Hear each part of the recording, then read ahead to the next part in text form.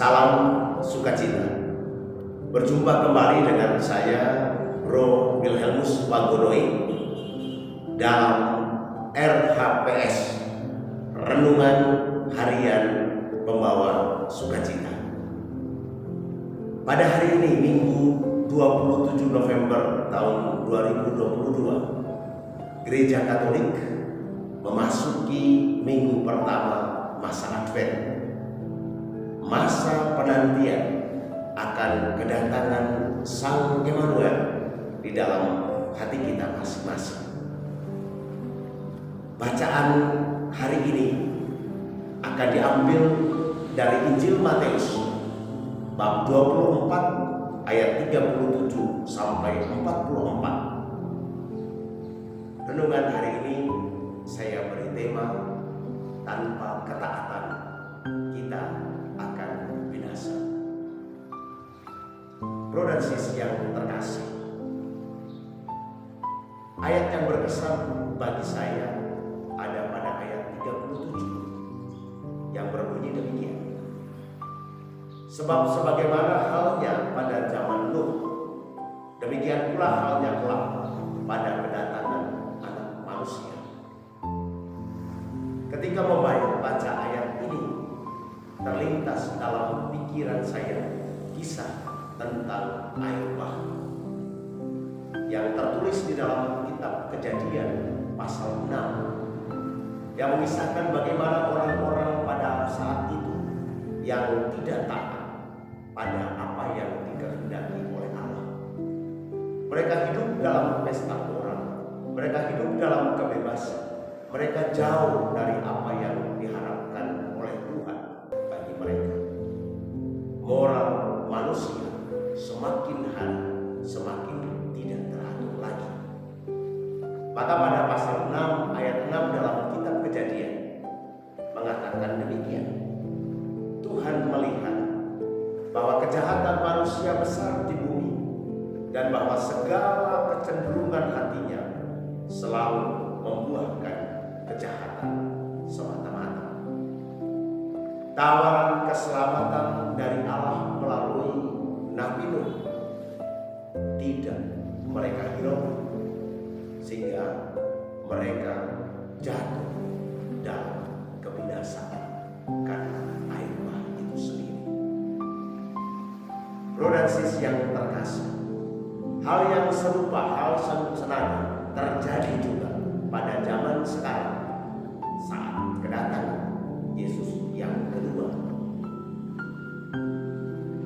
Keadaan manusia tidak jauh berbeda dengan keadaan manusia pada zaman Nuh.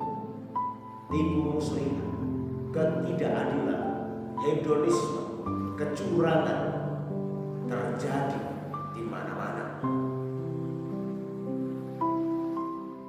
Namun bukanlah bagi kita orang-orang yang percaya kepada Kristus untuk lari, untuk takut terhadap peristiwa-peristiwa itu. Dan terlebih lagi, kita tidak boleh masuk dalam situasi-situasi yang mengajak kita untuk jauh dari ketaatan kita kepada Tuhan. Jika kita tidak berbeda dengan orang-orang dunia, maka kita juga akan mengalami hal yang sama seperti yang dialami oleh mereka pada zaman Nuh. Kita pun akan mengalami kebinasaan. Bro dan sis yang terkasih, dari kisah tadi mengingatkan saya akan pengalaman yang pernah saya alami bersama dengan empat saudara saya yang tinggal di Jember, Jawa Timur. Ketika kami mendengar mama sakit, lalu kami berlima pulang naik pesawat untuk tengok mama yang sakit. Senin, Selasa, Rabu sampai dengan Jumat, keadaan mama semakin membaik. Lalu kami berencana untuk hari Sabtu kami akan pulang. Lalu kami beli tiket pesawat untuk berlima. Sudah booking. Dan karena kami mau pulang hari Sabtu, hari Jumatnya kami tidur lebih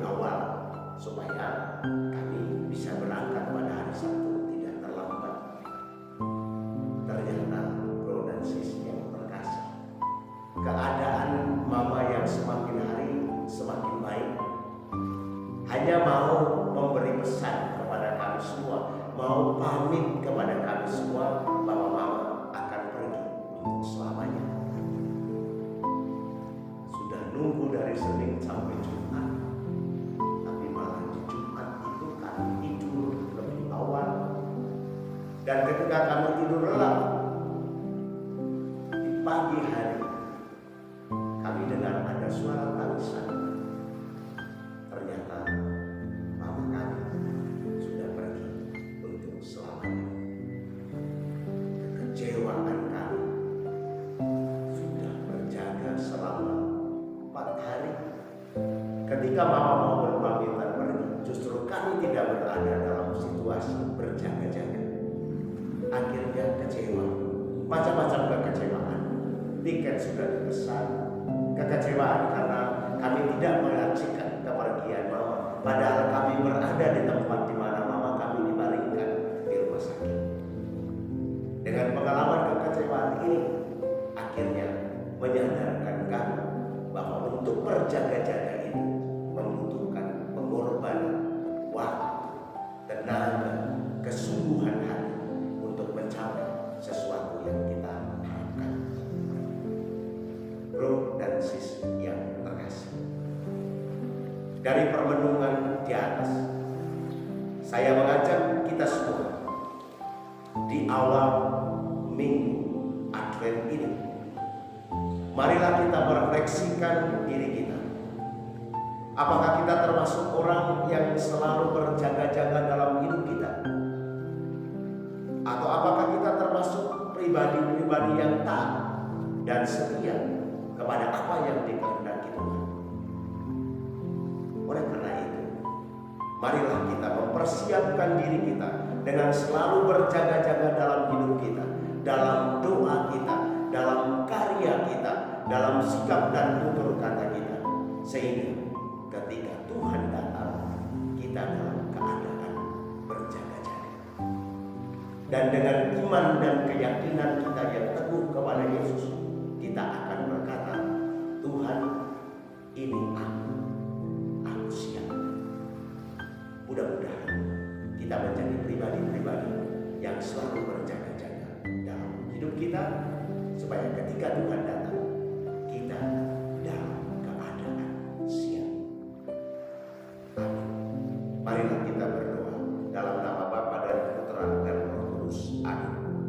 Tuhan yang Maha Pengasih dan Penyayang, puji dan syukur kami aturkan kehadirat-Mu, karena lewat firman-Mu hari ini kami diingatkan untuk selalu berjaga-jaga. Dan dalam berjaga-jaga kami diajak untuk tekun dalam doa, untuk setia dalam pengharapan, sehingga ketika Engkau datang, kami dalam keadaan berjaga-jaga. Bantulah kami ya Tuhan dengan Roh Kudus-Mu, supaya semakin hari semakin hidup, semakin hari semakin membawa kami dalam sikap untuk berjaga-jaga. Hanya kepadamu kami serahkan segala usaha dan harapan kami, karena Engkaulah Tuhan kami kini dan sepanjang masa. Amin. Dalam nama Bapa dan Putra dan Roh Kudus. Amin. Salam sukacita.